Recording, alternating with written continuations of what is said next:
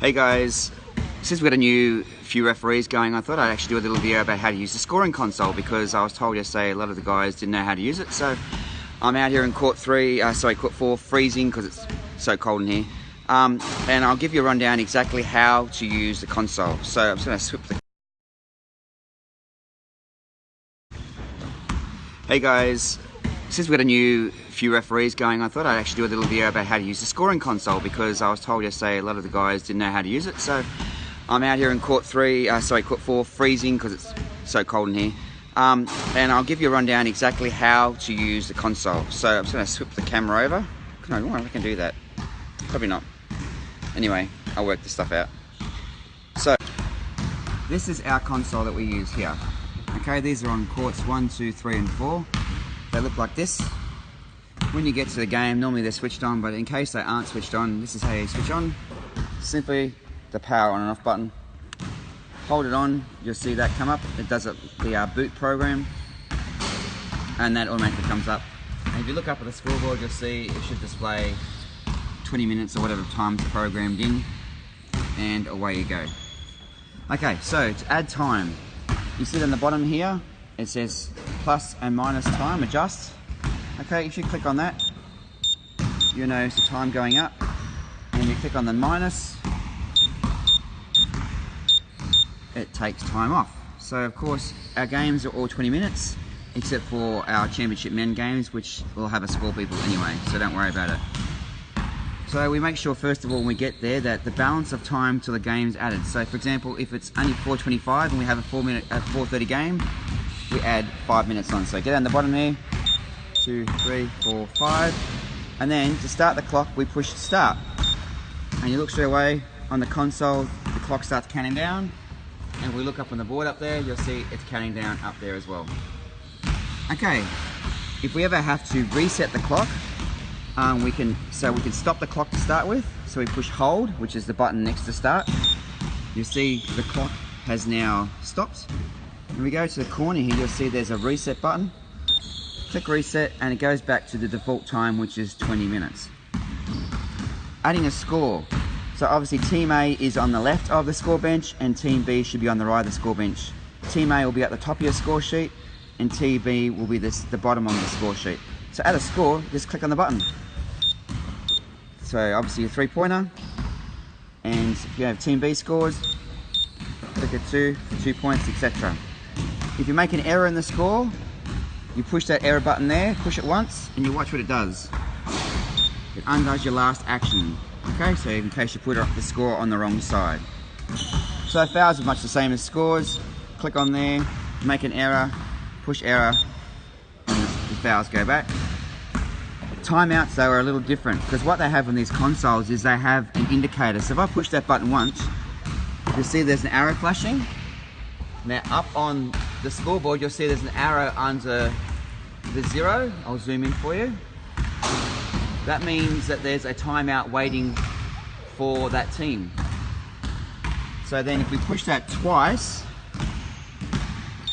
it now records a timeout against that team, and you'll see the arrow on the scoreboard has gone, and now there's just the 1 there. Okay? Back to the console. There is actually a sub indicator too on these. Now on the back courts 2, 3 and 4, there is no light. There is a light on the console. So you see there it says indicator subs. If you look up on the scoreboard, you'll see there's a blue indicator which says that their subs are waiting. So referees can look up to the scoreboard and see I've got subs coming in any break of play situation, and you can call the subs in. So I suggest you actually encourage people to use that on your benches, because it makes it a lot easier on you. And to turn that off, you just push that button again. So that's fouls, timeouts. Remember, you push it once, it tells you there's a timeout coming. Push it twice, it records a timeout. Make the error, push the error button, gets rid of it. Substitutions for by either side, you can see they're on and off. You can see the asterisk comes up, asterisk goes away. Now the other thing is that these consoles also have a possession arrow, as you can see up here, possession. Now if you push that arrow, you'll see that arrow comes up, and you see the words underneath it, POS, which is possession. Okay? Now on the clocks at the back here, there is no actual arrow that comes up. But on court 1, there's actually an arrow that comes up and shows you who is next in possession. So it's just another extra thing you can do to teach your parents how to use this console. Okay, and if you push that arrow, it gets rid of it and goes back to neutral possession. Now the other two things I want you to get to use is, we'll just start this, is the first of all the timeouts. Now, the active referee near the bench, when a timeout is called, should come over to make sure that parents use this button and click on the word timeout. Now if you see what happens when I do that, there's actually a 60-second countdown on the actual console itself.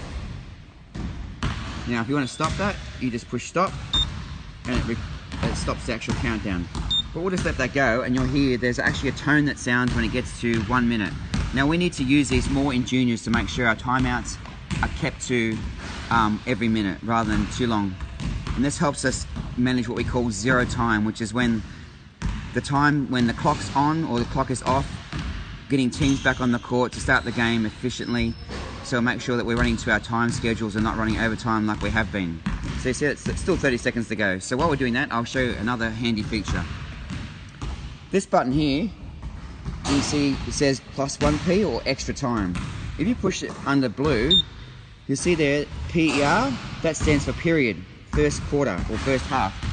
If you look up on the scoreboard, you see there's now a 1 displayed. That tells you who walks in where the game's up to, and it's really handy for you to use because especially if parents come, or even yourself, you forget where you're up to in the game, you can look up to the scoreboard and you can see first half or second half. And if you just heard that, but that's actually the tone that sounds at the end of the 60-second countdown for your timeout. Now I strongly recommend that you use that, because that actually helps you manage your clock and helps you manage the teams and gets them back in. The other option is that at half time, when you've got timeouts and fouls against the team and you want to reset them at half time, so you get the clocks, you see the scoreboard's full there.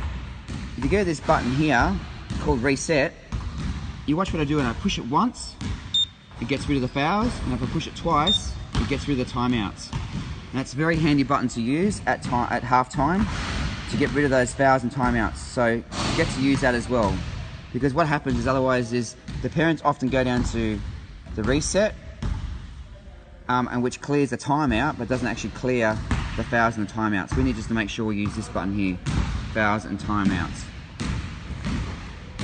The last button I want to get you to use is what's called the new game. So at the end of your game, when the scores are confirmed with a score sheet, you're happy that the scores are correct. If you push that, it totally clears your console and prepares you for the next game. Gets rid of all the points, fouls, timeouts, and resets the clock, ready to go for your next game. So hopefully that will help you use this console a bit more efficiently, and I hope that you all start to use it. We'll be making spot checks around the place to make sure that everybody's watched this video and is using the console to its full capability. Because if you do, I can tell you now, it'll make your game management a lot easier. And if you teach your parents to use it, not only helps them here, but when they go away for rep, they'll use those functions for rep as well, and it helps the referees there. Okay, if you've got any questions, please don't hesitate to ask in the comments below. Thanks guys.